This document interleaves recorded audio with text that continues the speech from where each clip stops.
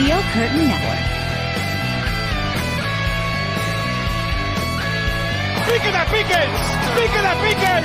¡Piquen a piques! What's up, Pittsburgh Steelers fans? Welcome back to another Steel Curtain Network postgame show and another victorious postgame show. I like these. I don't care how they happen. I like these a lot. Joining me is Dave Schofield. What's up, Dave? How are you? I'm doing okay. I was very relaxed for a while and then not as relaxed, and now I can relax again. Exactly. Now, for those that always listen to our podcast, especially the postgame show, you probably know that we're normally having a third person here. Bryan Davis is in Vegas right now. We're going to bring him in shortly as a live on location. So let's bring Bryan into the show. Bryan, what's going on?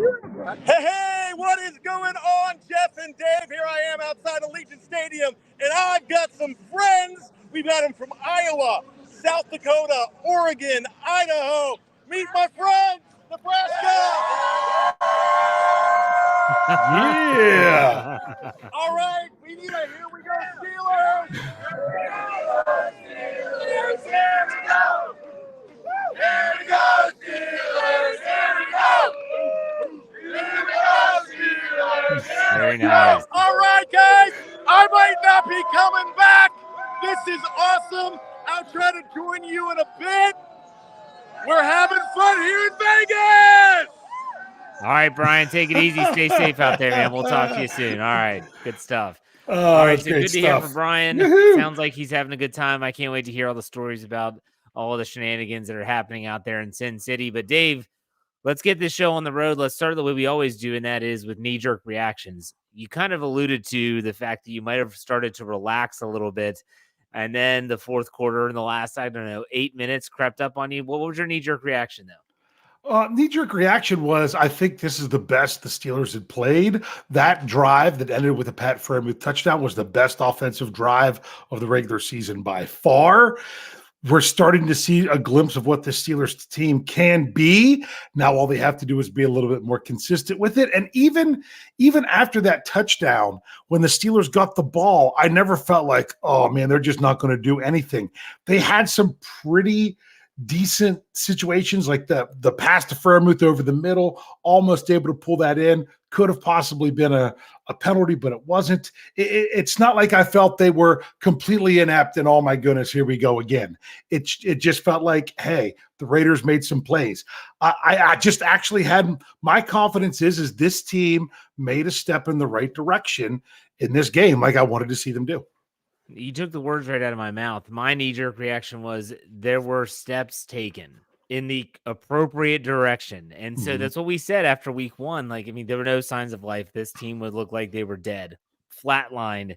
And I even wrote an article yesterday, Saturday, for SteelCurtainNetwork.com saying, can this team be resuscitated? I think they can. I think we're slowly starting to see this. I think we're slowly starting to see the offense kind of finding their groove. I'm not saying it's good. I'm not saying it's great, but at least they are finding their way, and that's what we want to see. And so it's exciting. Steelers win 23-18 on the road in Vegas. Really, really great chance to see the Steelers finally do something on offense. Kenny Pickett, we'll talk about him, but 2 touchdowns for the first time in his career, which is pretty cool to see. Let's get some super chats here. Tyler W.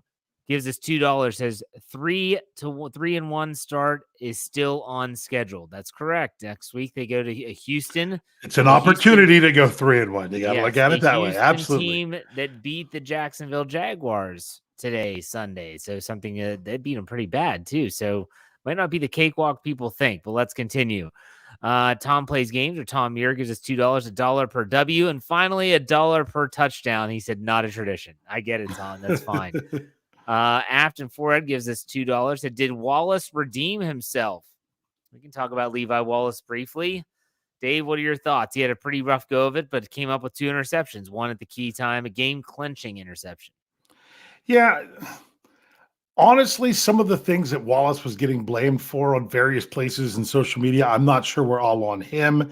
It's not that he was doing great or fantastic. I also think that the guy that he was matched up against with a lot is pretty good too. Yeah. So I understand it was as bad as what fans were making it out to be. It's not like you go out there and expect Levi Wallace to go one-on-one with Devontae Adams, play in and play out, and always win. But he had some nice plays. And I mean, it was the first interception wasn't against Adams, but yeah, and that's really what you want. Even if some things aren't going your way early, you still got to be able to come back and make the plays when you have the opportunity. You're not going to play press coverage a lot on Devontae Adams unless you have help over the top. The Steelers tried to mix it up. I think he did redeem himself a little bit with his 2 interceptions. It was good to see him bounce back. Let's get this other super chat on the screen. Kyle Smith, he gave us $5, said maybe Lev Bell or Bad snuck into the box to call plays. Canada was cooking on that long touchdown drive. Why can't it be like that all the time? I will also give credit where credit is due. The 3rd down completion that was called prior to the 2-minute warning. So this was the 3rd down conversion. I'm trying to think who he completed. That was to Allen Robinson, wasn't it, Dave? The little. Oh, you mean at the end of the game? Yes. They got them. Yeah. So that was a great play call. Yeah, getting Kenny Pickett out of the pocket. Good throw. Allen Robinson smart enough to stay in bounds, to make him use a timeout, get it down to the 2-minute warning. But yeah, there were again. Well, and also getting him out of the pocket, I think, was smart because if nothing else, if it's not there, Kenny can do what he can to try to run for it. Right, which I wish he would do more sometimes. But that's beside the point. Let's go to the next super chat here. It's here. Youngin Wood Burning says, I haven't been live forever, but I listen to every show on Spotify every day. I'll be at the Pittsburgh versus Green Bay November 12th game. What are some must-sees meetup chance? Dave, what games are you going to this year? I thought my brother-in-law and I are still trying to figure it out because there's like 3 games in a row and we have all 3 of those games and we're like, how are we going to divide these up? I think right now, the only one I know for sure that I'm supposed to go to is the Arizona game. I might actually be at the next Steelers game that they're at home. There's something up there. There's yes, but I don't like going to Ravens games, but there's a possibility that I might be at that one. All right, very good. Very good. I will not be there, so no meetup chance with Jeff. So there you go. Let's get here. A cask is $4.99. Said first in the AFC North. Let's go. That's right. We were going to talk about that. That's right. I totally forgot it was moving day in the AFC North. Here we go. Let's continue. Nick Gabriel gives us $2. Says, Jeff, that guy you interviewed said Crosby is better than TJ. Let me say that I put that clip, the Hondo Carpenter, who's on my Let's Ride podcast Friday. Boy, a lot of people came at me on Twitter like, Jeff, how could you challenge him? First and foremost, this guy is legit. Like, Hondo Carpenter is a big name in the NFL, and he's covered a lot of teams. He's very well known, very respected. He did say that if you took Crosby and put him on the Steelers, he would be doing what TJ Watt does. I don't cover Max Crosby. Did he really say – he almost said like if you put Crosby on the Steelers and Watt on the Raiders, then Crosby would be better because part of what makes TJ so good is that he's on the Steelers in a good system for him.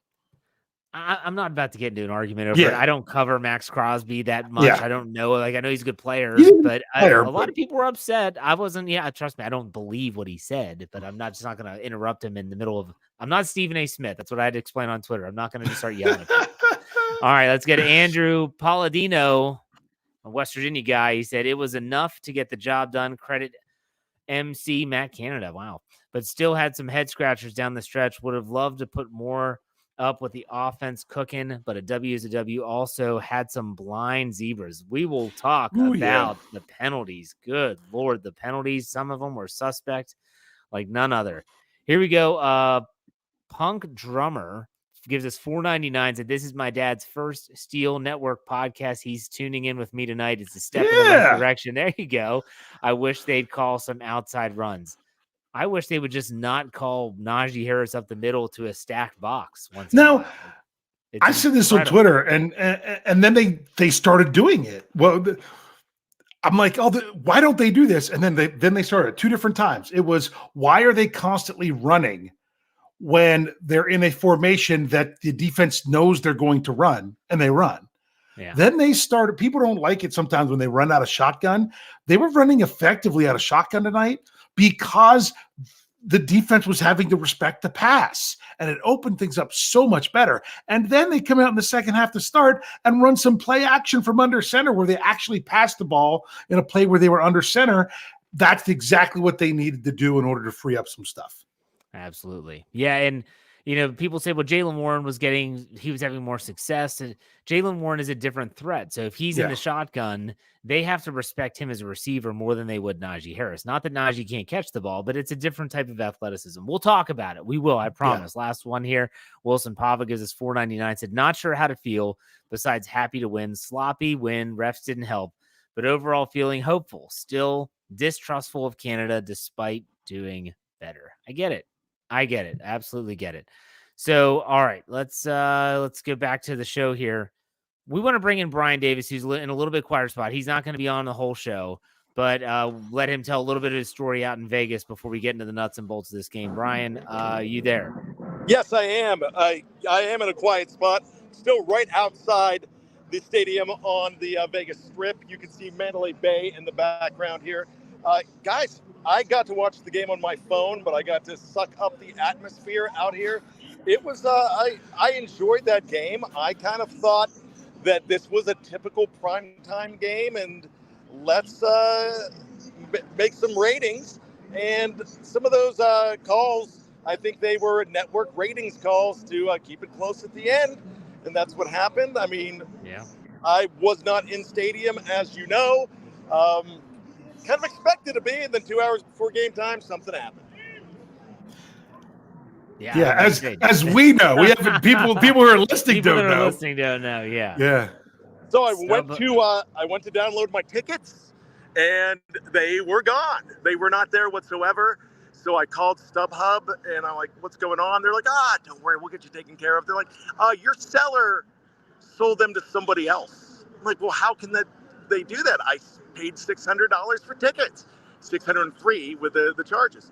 And they're like, "No, that's no problem." I probably yelled and screamed, and I made some threats. But bottom line, this game was so well attended that the only thing was like $2,000-$3,000 tickets at the end, and they would not give me one because they had already decided to issue me a refund. And so I was a little upset, but I made the most of it. If you can see my video tweets, I made some fans, and then at the end of the game, I had a gentleman named Smitty Howard come up to me and said, "Hey, I know you from the podcast." I'm like, finally, somebody recognized us out here.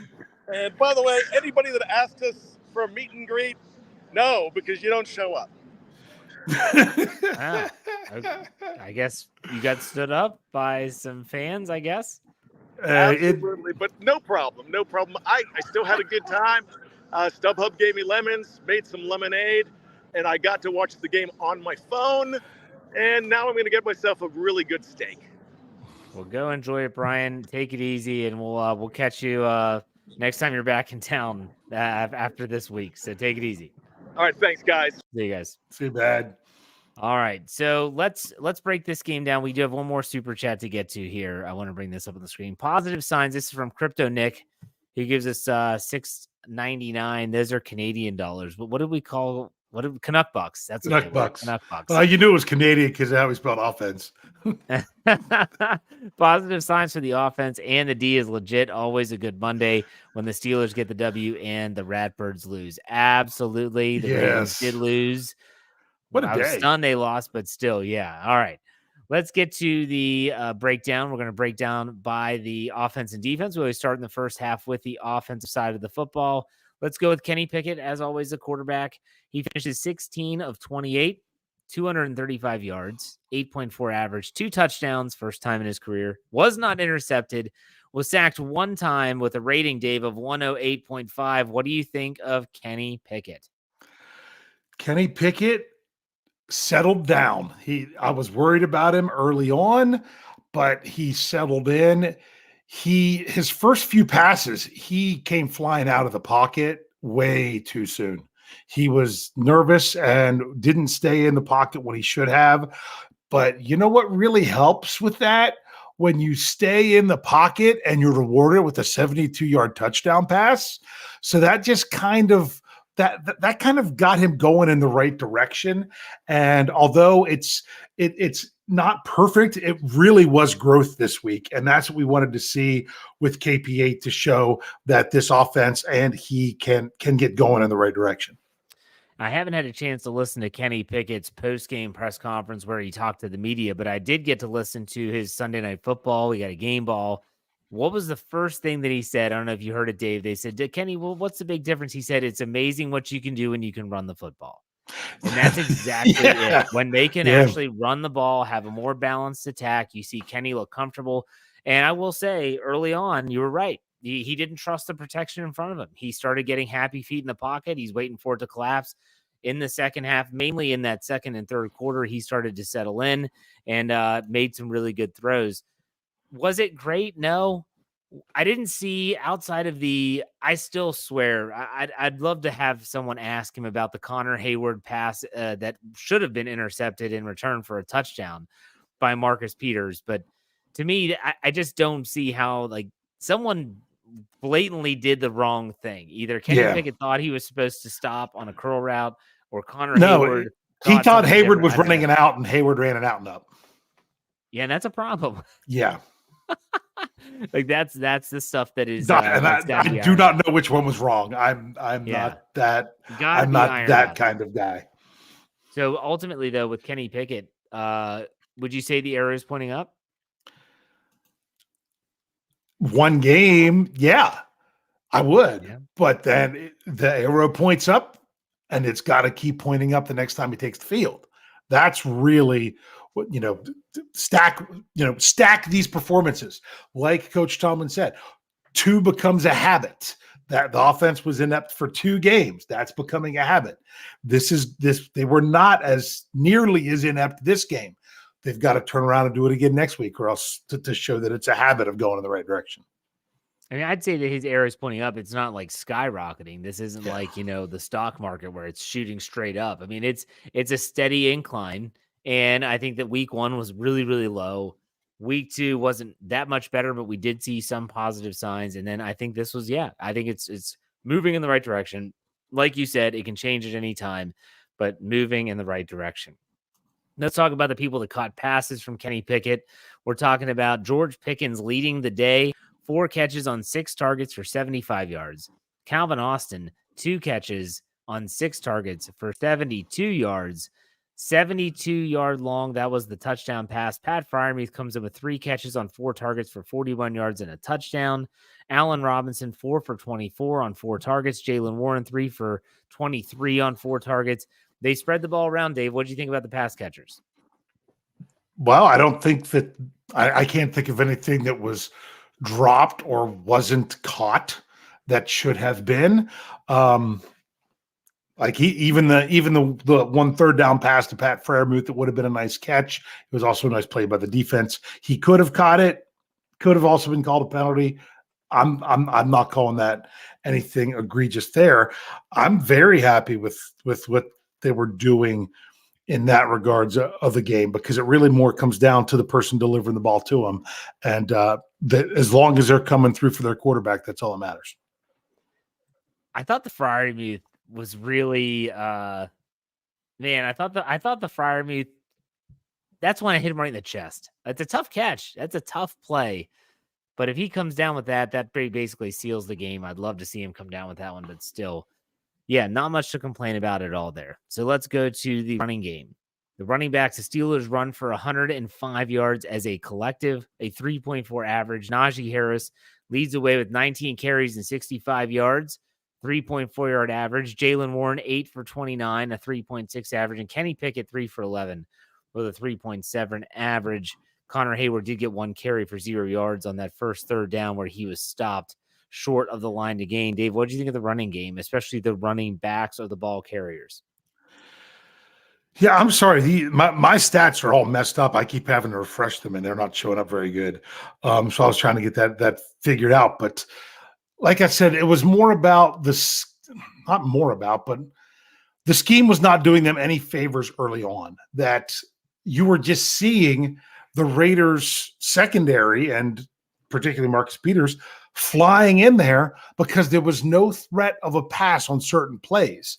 And some of those run plays were doomed from the start earlier in the game. So what they do, they switched it up enough and started to really get some openings. I loved seeing I thought Isaac Seumalo had a much better game than he did the last 2 weeks. I like seeing him blocking downfield on run plays. I thought there was some really nice good things there. Some people might talk about that after they got the first down and the last 3 runs. I mean, you almost could have just thrown the ball for a first down because they were sending all 11 at the ball carrier, but you don't even want to try to risk that when you're talking so little time on the clock. I did not expect the Steelers to gain any yards on those last 3 runs. So you had some like that to kind of bring you down otherwise, but the thing is, it was effective. You could call on it when you needed to, and the run game did put you in some good situations. The Connor Hayward play that was the first third down of the night, that wasn't as much on Hayward. That was a combination of James Daniels kind of whiffing on his block because the defender made a really nice move and just blew it up. I think that's also a play where Najee Harris gets you 9 yards on 2 carries. And then you go outside this box of, okay, now we're going to have this weird formation, and Connor Hayward, who's never been in the backfield really yet this year, gets in the backfield. I mean, to me, it's just red flag after red flag of, well, wait a second, what's going on? Key on Hayward, key on 83, and they give it right to him. So they don't even fake it. They give it to him, stopped. But no, again, I think this is more about where we're going next with the conversation, which is the offensive line. And you mentioned Isaac Seumalo, and you mentioned some of the play calling, which we'll talk about that in a second. But as a collective, they only give up 1 sack, didn't really run all over the Raiders. 105 with a 3.4 average is not something you're going to write home about. But at the same time, they get the job done. Dave, what do you think about the offensive line? I thought they took a step in the right direction tonight. This is what I wanted to see out of everything that could make a step forward in the offense. I said the offensive line I wanted to see first and most, and I feel that they did, and therefore it affected Kenny Pickett being a little bit more comfortable when he goes to throw the ball. It affected the Steelers being able to run the game or run the ball better in the game. So that's why I thought that was important, and I do feel that they did a nice job. Also just goes to show, man, they really did have a tough assignment those first 2 weeks with the defensive fronts they just went up against the last 2 weeks. But that's behind them, and they just did a much better job on first watch. Yeah, and maybe this is the same thing we saw last year. If you remember early in the season, they struggled, and it took some time to kind of gel as a collective, cohesive unit. And then as the starting 5 last year got that cohesion that I mentioned, and they started to play better. Maybe that's what it's going to take some time. Hopefully it doesn't take too much more time. We'll put it that way, because I did see that while the offensive line did look better at times, there were some issues still. Okay, let's talk about the play calling, Dave. Matt Canada has been on everyone's mind for a long time, and they want him gone. And then the reports come out before the game earlier today saying that he's going to be working closer with Kenny Pickett, and fans are just like, what is going on? Like, this doesn't make any sense. How is a coordinator not working with the quarterback? What is Mike Sullivan even doing now? Are they trying to blame? I don't know. That's neither here nor there. What was your thoughts on the play calling in this Week 3 game? Well, but before I say about the play calling, to talk about the earlier report, whether that was really true or not, it almost sounded like Kenny Pickett and Matt Canada weren't on the same page with what they were trying to do for the first 2 games.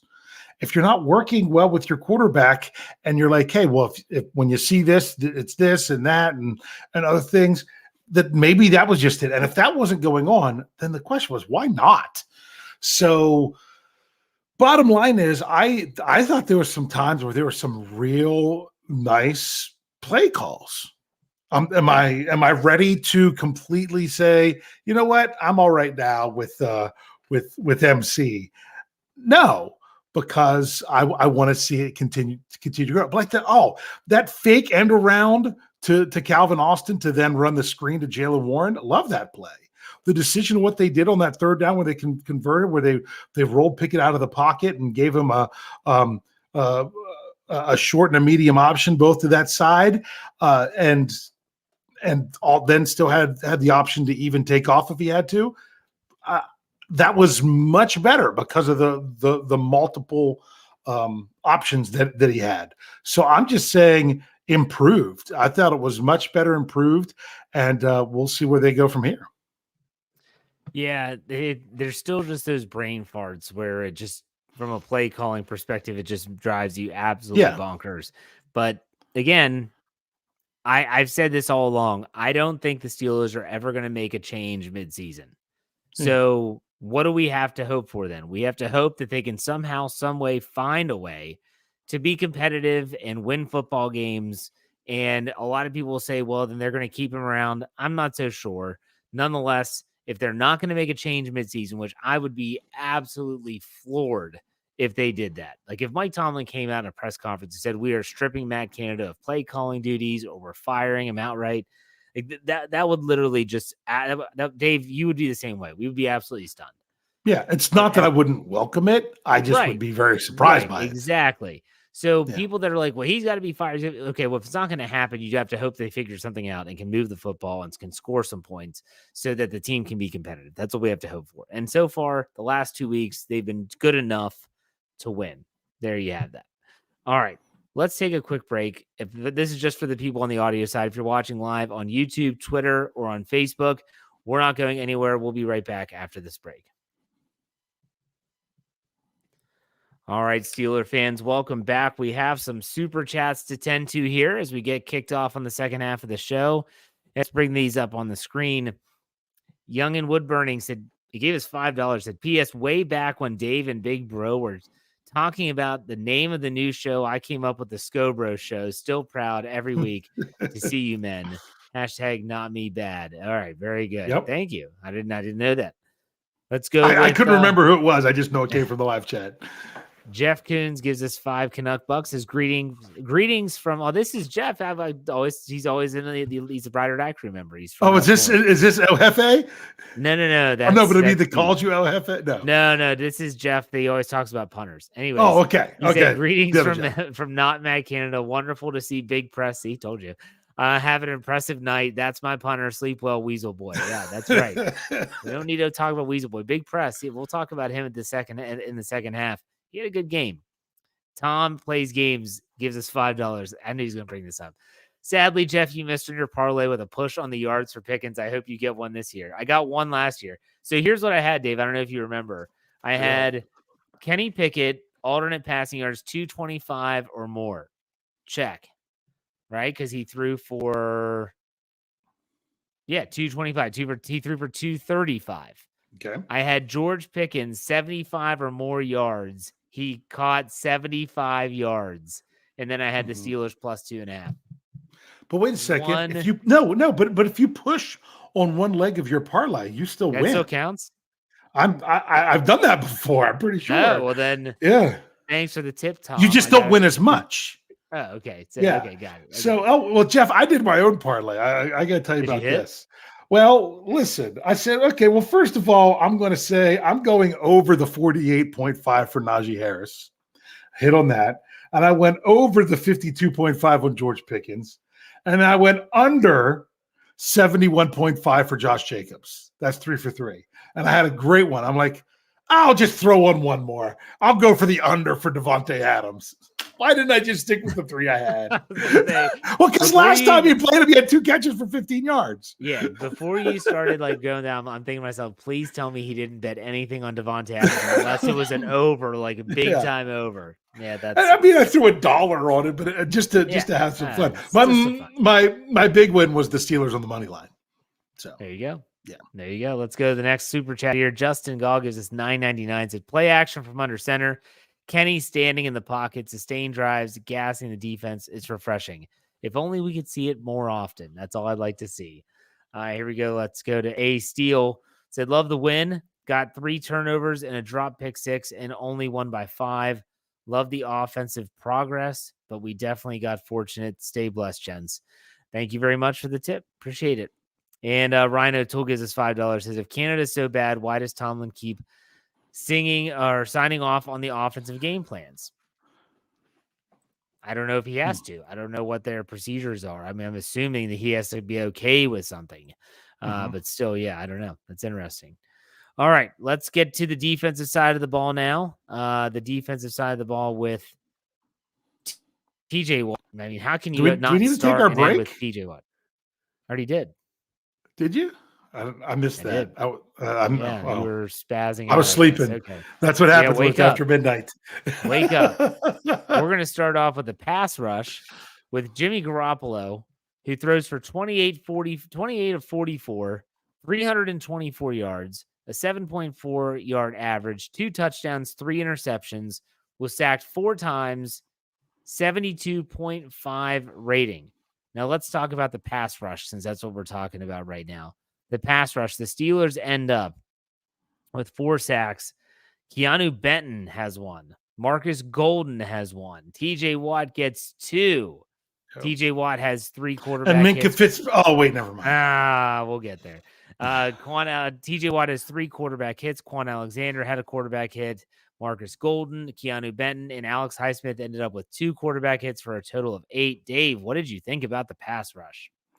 Well, I thought the pass rush they created a lot of everything for the defense. I mean, it's basically the Steelers' defense is based off the pass rush. What's going on in the secondary all depends on the pass rush. Whenever the pass rush wasn't getting home and Garoppolo had all day to throw, he was going to try to find somebody. Even one time he had all day to throw. The defense was doing great back there. Then TJ Watt turns it on to come at him, and he throws a pick to Patrick Peterson that looked really bad. So it's working in harmony with everything, but the pass rush, it just seemed like it came from so many different places. I mean, my goodness, Keanu Benton, that play was fantastic. That was just crazy. If he can pull out a couple of them every game, my goodness, what a steal! It's a big man that can move pretty quick. Yeah. The pass rush was, I felt it was really cooking when in the second half they started to get some pass rush, not just off the edge, but also in the interior. They started to collapse the pocket. Garoppolo had nowhere to go. So when Highsmith and Water are collapsing it from the outside, he couldn't step up anywhere. I'll tell you what, we have a super chat. Let's bring it up. Let's talk about it now, because we were talking about sacks. This is from Dennis Pavlak, who gives us $5 and said the Minka hit was not a penalty. We were talking about sacks. That should have been should have been a fifth sack is what it should have been. And then even Tyler W., he gives us a tip. He gives us 439. So this is for Minka, most unfairly penalized in the NFL. I know that I try to picture, because we can all slow things down when they show the replays, and I swear in the game of football, if you slow down every single hit, you're always going to see some helmet to helmet contact unless it's a low hit. But man, watching it live, I was like, man, it looked like it was a hard hit, but it looked like it was clean. He didn't catch him low. It seemed like he got him with the shoulder. Dave, what was your reaction to that? Yeah, and when you slow it down and look at it to see that it's exactly what you thought it was, the referees just seem to throw a flag if it seems like it's a hard hit. They did the same thing to Cole Holcomb earlier in the game, and luckily someone came in and said, no, what else was he supposed to do on that? He came in and hit with his shoulder in right where he was supposed to on that play. So this was another one that they should have waved off, but they didn't. And it kind of kept things going, but the Raiders were down by a lot. If there was something was going to be questionable, you had a feeling it was going to go their way. That's what happens, especially in primetime. Yeah. It was unfortunate. Earlier in the game, there were a couple plays where, obviously the Cole Holcomb play that was flagged and they picked it up. And then there was another defensive call on Pittsburgh that got picked up as well. And I was like, that's another good decision. It was not a penalty. And then in the second half, it's like all those questionable decisions just went against the Steelers. So I don't know, some would call that football justice, but nonetheless, it is frustrating to see those things happen to the football team, because really, like the Minka hit, what do you want a guy to do? If you watch the play again, he purposely doesn't take him to the ground. He hits him and then his arms go up. He's trying not to land on him. Like the dude is clearly thinking about trying to do it the right way, and it just doesn't work out. Nonetheless, the Steelers pass rush did a great job limiting Jimmy Garoppolo. Now let's talk about the pass defense. Dave, you said it. Everything is kind of based on what the pass rush can do. Well, the pass rush could do nothing to defend Davante Adams, and nor could the secondary. He finishes with 13 catches on 19 targets. I don't know if it was Antonio Brown ever targeted 19 times is the question, because these numbers are out of this world. 13 catches, 172 yards, a 13.2 average. He had 2 touchdowns and a long of 32. Jacoby Myers, 7 catches on 12 targets, 85 yards. Josh Jacobs, 3 catches, 5 yards. Hunter Renfrow was targeted 2 times with 2 catches. And really, other than that, like no one. Like the talented Michael Mayer, the tight end, nothing. Like absolutely nothing. 1 target. This was the Davante Adams show, and the Steelers could do nothing to stop it. Dave, what were your thoughts on that? Yeah, he's really good, but you've got to do a little bit more than that. There was too many times where it's like, how is he that wide open? But the Steelers, because they were having such a sizable lead going into the fourth quarter, they started playing really soft way too early. I mean, my goodness. Jimmy G throws for 324 yards. 111 of them were in the fourth quarter. So, just over a third of his yards were in the fourth quarter. And I know you would expect a quarter of his yards to be that much, but that's because they were really backing off and doing that. But even when you back off, you've got to know where that number one guy is. I mean, were they trying to minimize Jacoby Myers or something? Because I don't know why you do that, because Davante Adams just went cray-cray. Hopefully that's something that they can. Cray-cray? I just said cray-cray. That's what happens at 12:37 in the morning.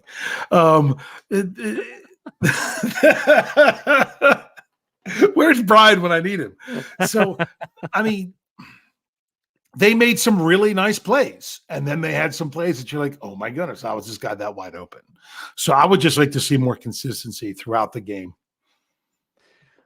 I want to know, they kind of mentioned this to Mike Tomlin after the game in the post-game press conference, and he said, Davante Adams is really good. I really hope on Tuesday that the reporters that are there ask Mike Tomlin, like, what was the game plan going into, like, what was your approach to Davante Adams?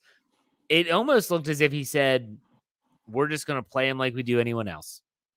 And last year, when they played him in Pittsburgh, like you said, they shut him down, and they didn't play him like they played anyone else. They actually bracketed his side of the field frequently.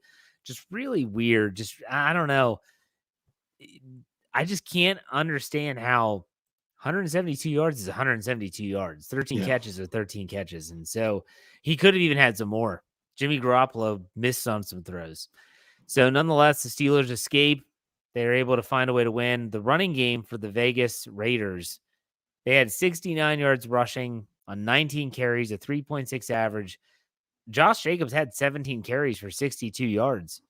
I thought the run defense for the Steelers, let me put it this way. I thought the tackling was better in this game. Dave, what do you think? Yeah, but you also got to remember, he ripped off 21 yards on 2 plays late when they were going all this crazy pass, hurry up and everything, just kind of sneaking them in there. When it was early and they wanted to establish the run, they couldn't. And that was a big thing for the Steelers defense, that I felt like they were keying on him and bringing him down and tackling him at a time of the game where the Raiders could just come out and establish that they were going to run so much. So when you look at it that way, that a third of his yards were on 2 plays when they were down multiple scores and just trying to get down the field, I don't want to say that's forgivable, but I mean, that just goes to show what they were doing early on in stopping the run, which I thought was very much improved tonight. Like I said, I thought the tackling was better. When you're talking about the huge runs that the Steelers have given up so far in weeks 1 and weeks 2, it all stemmed from bad tackling. It wasn't that there was this gaping hole and they just ran right through it. A lot of these were second effort plays. Christian McCaffrey, I think his last name was Ford from the Browns. Doesn't matter. Nonetheless, they did a better job tackling and wrapping up Josh Jacobs. And the defense does what the defense does, taking the ball away. It's what this defense is designed to do. And that's exactly what Tyler W. said. He gave us $2 and said, this team is designed to get takeaways, not pass breakups. So they've got a lot of ball hawks on this defense. So good for them. They did a good job. Winning effort for sure. Now let's talk about the specialists, Dave. We have to. Chris Boswell has a great game. 57-yarder. Yeah. And it looked like it would be good from 67. Yeah. Yeah, he converts from, what was it, 43, 52, and 57 maybe, if I recall. I'll have to go back and look. But still, he's 3 for 3 on field goals, 2 for 2 extra points. Big press, 6 punts, a 53.8 average. He didn't have a touchback, 3 inside the 20, a long of 63, and no punts were better than the one that they needed the most in the fourth quarter with 22 seconds left. And he boots a great directional punt towards the sideline, which is fumbled. And even though they recover, you can just feel it's too little too late. Dave, what are your thoughts on the specialists? They really, that was a huge win for the Steelers. I know Hondo was talking to you about how the Raiders have the best combo of kicker and punter in the league. Yeah. Not on the field tonight. The kicker and punter combo for the Steelers completely outshined them. Maybe it's because they had the spotlight was on them and they stepped up to it. I don't know, but they played much better tonight. I will take that every week if that's what we can get from those two. I agree 100%. And special teams, Calvin Austin had a nice return that was negated by a very, very questionable hold on James Pierre. And so you had some of those. And let's talk about that from a team perspective. The penalties, Steelers are penalized 6 times for 45 yards. The Raiders 7 for 60. Pretty equitable from a number standpoint. Possession time, they're pretty even. Steelers had the ball 30 minutes and 3 seconds to the 29-57 of the Raiders. The third down offense for the Steelers, 6 for 15. Ugh, barf. And then better than the Raiders, 4 for 13. 4 for 13. So good job there for the Steelers. The Steelers forced 3 turnovers. Great day in that regard. They were 100% in the red zone. That's right. 1 for 1. Finally got to the red zone. So yeah, good stuff all around. Steelers win. And so now the question is what's coming up? Well, what's coming up is the fact that they go to Houston to play the Texans in week 4. And then following that is a home game against the Baltimore Ravens in week 5 prior to their week 6 bye week. So, Dave, we haven't done this. We didn't do it last week. We have some time today. If you were to give a game ball, who's your game ball going to? Oh, game ball. Just one game ball. Mm-hmm. Oh, that's a tough one. You're putting me on the spot here. See, because I can go. Oh, you go. Yeah, you go. If I'm a coach, I'm going to give the game ball to someone that I feel like really want to give it to. Like someone like TJ Watt could get it almost every game. Yes. And he would get it in some games. I'm giving it to Calvin Austin III. I thought about that one. He only had the 2 catches. But yeah. Here's a guy that offense, the Steelers offense looked anemic again until that 72-yard bomb. And so, you know what? The guy missed all of last year. Deontay Johnson's out. A lot of people were asking, does he have a spot? Is he Dree Archer 2.0? All these things that are going around. Good for him. Big plays. He made a big play in the return game I mentioned got negated, but I'm going to go with Calvin Austin III for my game ball. Figure out yours yet? Well, it's tough because Boswell had those great kicks, and you'd think about him for a game ball. But usually when it's a kicker, it's because it's coming through in a clutch situation. He wasn't put in a clutch situation, but he nailed those kicks. Like he nailed that 57-yarder that really gave put the Steelers up by more than 1 score. That was a really big thing at that time. So I consider him, honestly, some people would even say this, because they didn't like how Levi Wallace was playing earlier. You could argue you could give it to Levi Wallace for the 2 picks. Chances are Kenny Pickett came back and played better, and he threw 2 touchdown passes, which he had never done before. So I'm sitting here basically giving the argument for a bunch of different people. But honestly, if I had to pick one, I'll go with your Calvin Austin. Oh, okay. Yeah, you wouldn't go with anyone else. All right, that's fine. If you could give it to 2, would you give it to the punter kicker duo of Boswell and Harvin? I would consider that, because special teams really did put the Steelers in a great position throughout the night. So I would highly consider doing that. I thought that Minkah Fitzpatrick played a good game again. And unfortunately, the most notable play was the one that he was flagged for. Yeah. I thought that Patrick Peterson, they were targeting Levi Wallace because they were getting that matchup with Devontae Adams repeatedly, and Patrick Peterson gets his first interception as a member of the Steelers. So good stuff there. Did we miss anything, Dave? I think we got through everything. I was thinking about doing some final thoughts. What about you? Yeah, well, I mean, people brought it up, and some were making a big deal before the game. Like, don't talk about this kind of stuff before the game. You talk about it after, and that is the Pittsburgh Steelers. Yes, it's only week 3, but who would have thought that the Pittsburgh Steelers would be sitting atop the AFC North, because they are 2-1.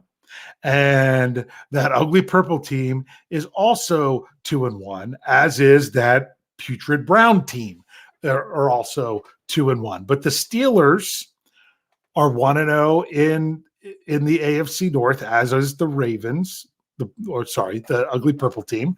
But the Steelers have a better conference record. They are 2-0 in the conference because their loss was to an NFC team, which gives them the ultimate tiebreak that has them in first place. I would be shocked if the odds have changed to that doesn't have them still with the longest odds to win the AFC North. But hey, it just goes to show you could be there. Man, did you watch that game today, the Baltimore Indianapolis game?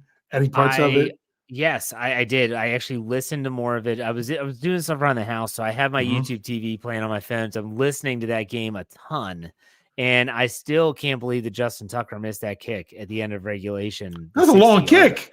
It was, and it wasn't great. It wasn't easy conditions, but that dude doesn't miss those. Yeah. So if it kicks up, I'm watching. I'm like, that's good. And like, oh my gosh, it's short. I was like, holy cow. Because it was right down the middle. I'm like, oh, I guess this is over. Yeah. Like, oh no. I did get to see a good bit of that game. And I have a question about tonight's game, though. I've got to ask this. Okay. If the situation was reversed, and with less than 3 minutes left of the game, down 8 points, if Mike Tomlin would have trotted Chris Boswell out there for a short field goal, how would you have felt about that? I would have been livid. Livid beyond belief. I was livid that he didn't try with 28 seconds at the end of the first half and 2 timeouts to at least see, hey, let's throw the ball down the field and see, let's make a high percentage pass play. You know, like the little jet sweep or the quick out, like you mentioned with Allen Robinson, it gives you a medium and a short option. If it's not there, throw it into the stands and we'll kneel it out. I was pissed he didn't even try to do anything. And they had 2 timeouts, right? Yeah. Well, because I actually like that run play to start. I do. What would they get? 7 or 8 yards? Yeah. Now, so I'm thinking they should have immediately called a timeout, right? And then run another safe play like you're talking about. And if that doesn't work, then you just let it run out. Right. So you could have done one more shot. You tell Kenny if it's not there, just take a knee, like whatever. Yeah. We'll just go into halftime. It's coward ball. I hate that. And I don't understand Josh McDaniels thinking of the field goal. I mean, you're saying that you trust the defense well enough. It just didn't make sense to me. The numbers, and I'm not a numbers guy. You know that, Dave. You're the numbers guy. The numbers didn't add up in my head. And I'm like, oh my gosh, he's trying to kick a field goal. And he thinks that his defense is going to get another quick 3 and out, and that it's going to be a crap punt, and they're going to be able to drive down the field and score another touchdown.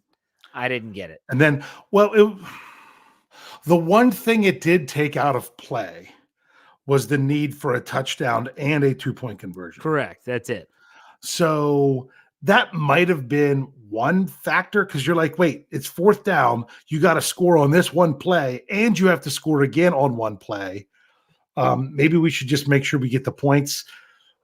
I still don't like it. I don't. Yeah. No, I don't either.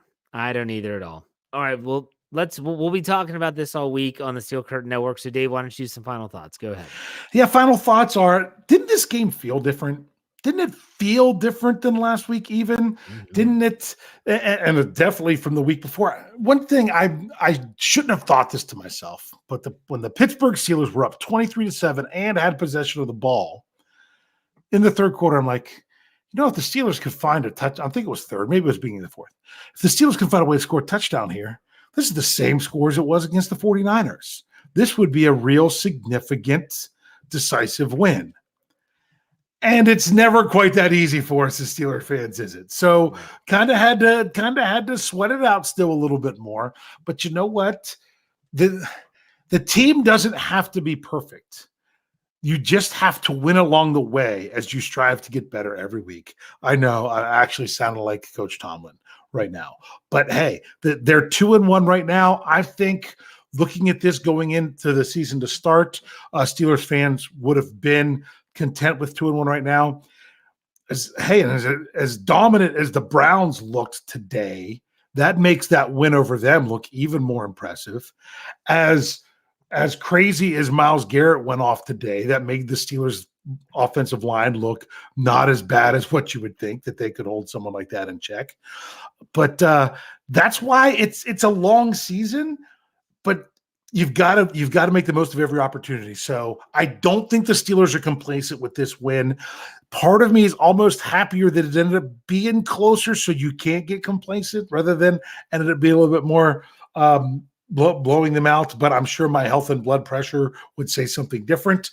But hey, this is a good place to be. Being at 2-1, going to Houston next week. Now you've just got to get the job done with a team that's coming off of a big win.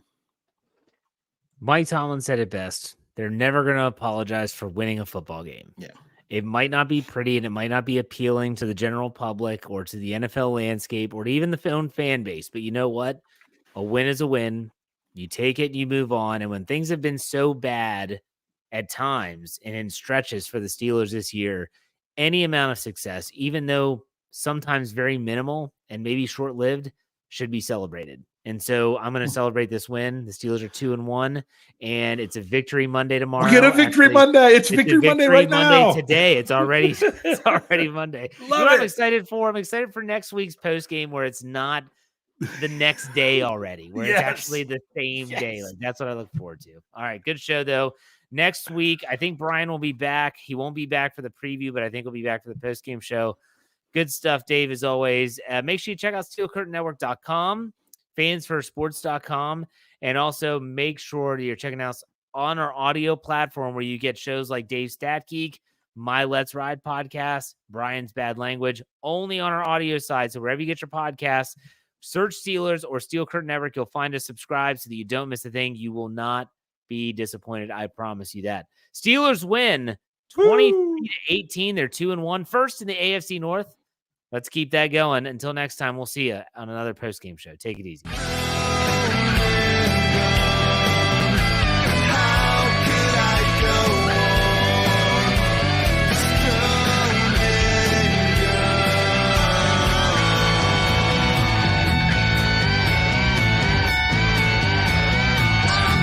Steel Curtain Network. Get it. Everybody else gets a little tight.